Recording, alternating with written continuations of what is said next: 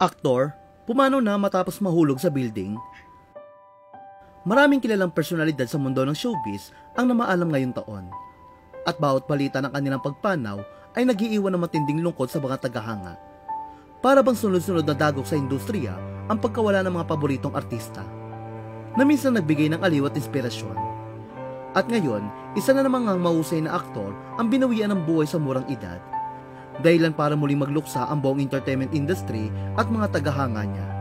Batay sa ulat, nangyari ang insidente madaling araw ng September 11. Kasama umano ng aktor ang kanyang mga kaibigan noong gabi ng September 10. At naghapunan pa sila bago siya nagpaalam upang magpahinga.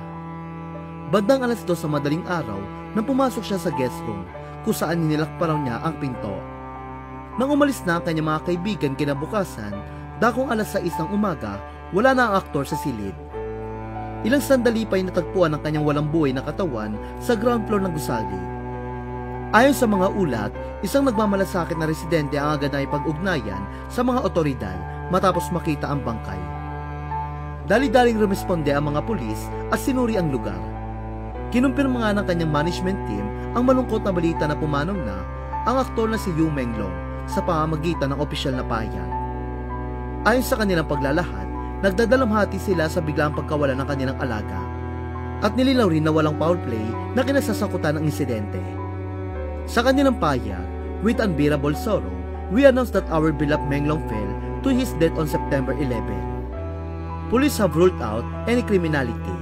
We hope he rests in peace and his loved ones remain strong. Si Menglong ay isa sa pinakasikat na Chinese actor at singer.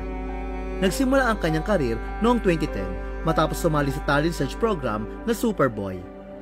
Ilang taon matapos nito, unti-unti siya nakilala sa iba't ibang proyekto.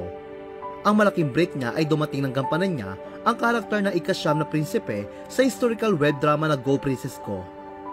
Ngunit ang pinakamatinding naging hakbang sa kanyang kasikatan ay nang mapasama siya sa Netflix fantasy romance na Eternal Love, kung saan binigyang buhay niya ang karakter na si Baizen. Isang papel na nagdala sa kanya ng malawak na pagkilala sa buong Asia. Patuloy namang iniimbestiga ng mga otoridad ang mga pangyayari. Ngunit marin nilang sinabing walang indikasyon na may krimen sa likod ng pagkamatay ng aktor.